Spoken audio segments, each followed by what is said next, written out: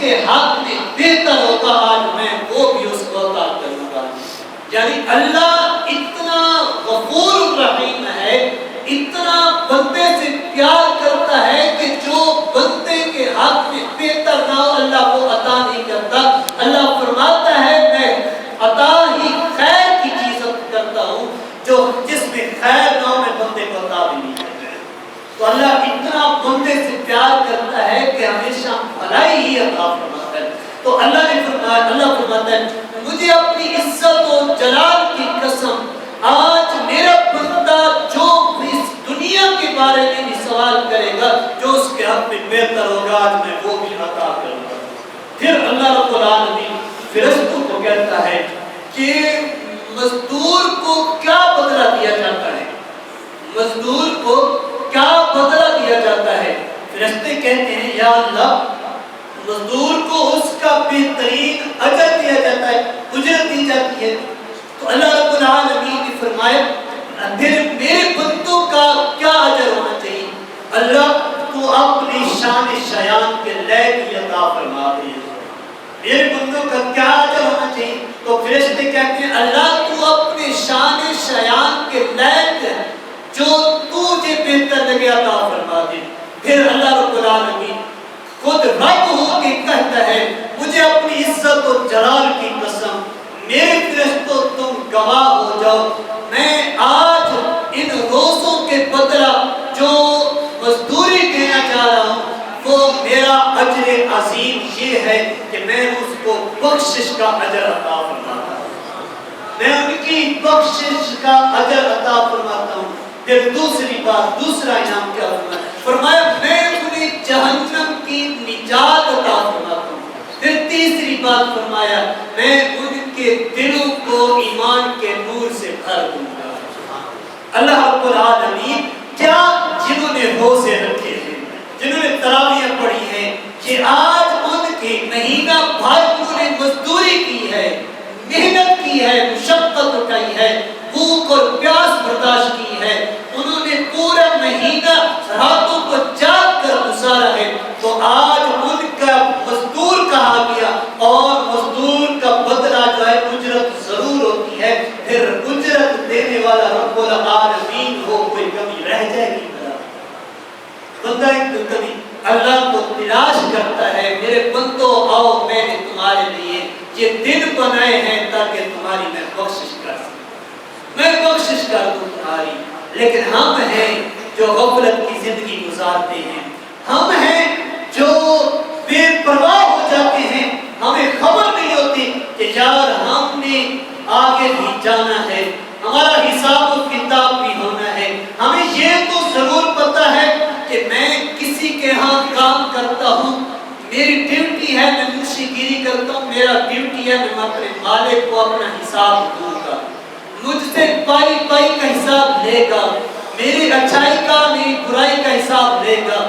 نوکر ہے وہ یہ سمجھتا ہے کہ میں اپنے کام کی تنخواہ دوں گا، کام کروں گا تو تنخواہ دوں گا، لیکن یار رب کے بندے ہم ہو کر جس نے سب کچھ عطا کرنا ہے، جس کی عطا کے بغیر کوئی بندہ عطا نہیں کر سکتا، اس رب کی ہم کتنے اس یاد سے غافل ہو گئے ہیں، اس رب کو ہم نے کتنا بھلا دیا ہے۔ اللہ خود قرآن میں کہتا ہے یا ایھا الانسان ما غرک بربک الکریم، اے انسان تجھے کس چیز نے رب کریم کی یاد سے غافل کر دیا؟ کس چیز نے؟ دنیا داری کس چیز؟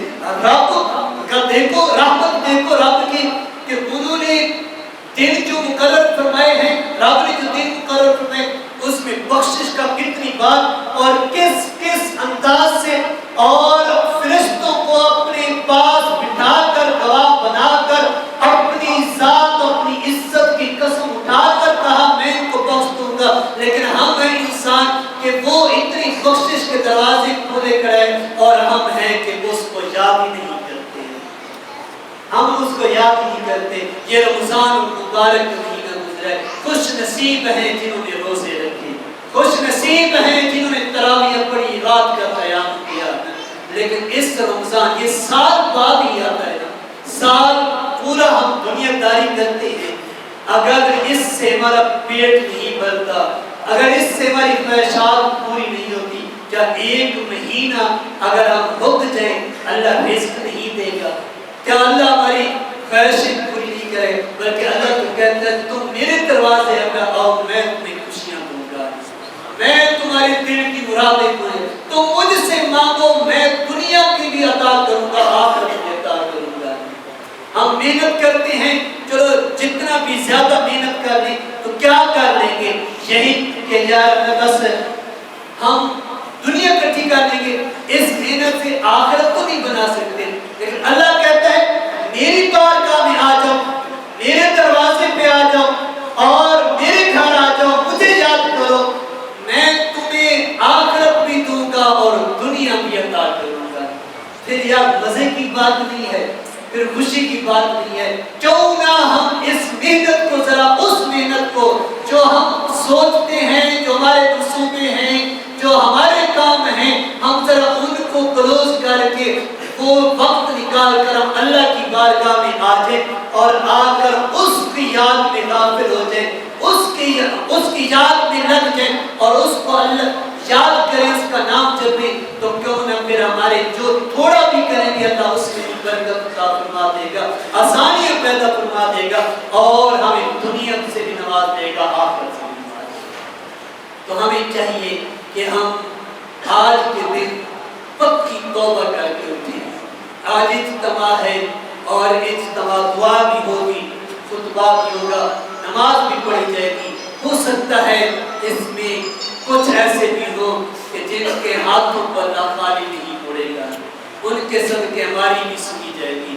جب کٹھے دعا مانگ رہے ہوں گے تو یا تو سب کی رد ہوگی یا سب کی پھر سنی جائے گی، کسی کے صدقے ہماری سنی جائے گی تو ہماری توبہ بھی قبول ہو جائے گی۔ تو اس توبہ کے لیے ہم نے یہ نہیں کرنا جیسے عام طرح آتے ہیں، مثال کے طور پہ شب برات آ گئی، لیلۃ القدر کی رات آ گئی یا شب معراج آ گئی، آیا اس رات بس رویا دھویا اور اللہ سے گڑ گڑا کر مانگا بھی صحیح، لیکن پھر صبح جب ہوئی جہاں سے آئے تھے وہیں پہنچ گئے۔ وہ عام طور پر ایک مثال دیا کرتے تھے، پرانے بچپن میں میں نے سنی تھی ایک مثال ریڈیو میں، تو وہ مزایا پروگرام چل رہا تھا، بات سمجھانے کے لیے بڑی دلچسپ ہے۔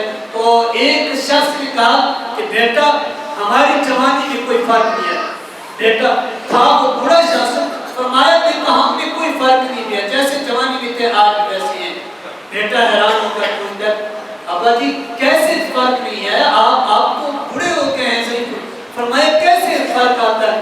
یہ جو سامنے پتھر دیکھا ہے، یہ تو سامنے بڑا پتھر دیکھا ہے، فرمایا ہاں دیکھا ہے، فرمایا یہ جوانی میں بھی نہیں اٹھا سکتا تھا اور آج بھی نہیں اٹھا سکتا تھا، فرق آیا ہے؟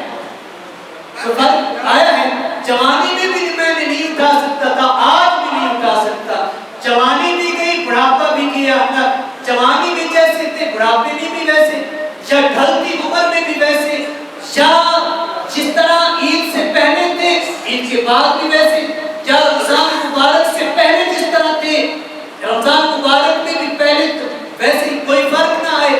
پھر اس طرح ہمیں فرق آنا چاہیے، تبدیلی آنی چاہیے ہمارے اندر، وہ تبدیلی کیا؟ ہمارے اندر کی تبدیلی آنی چاہیے، ہمارا اندر صاف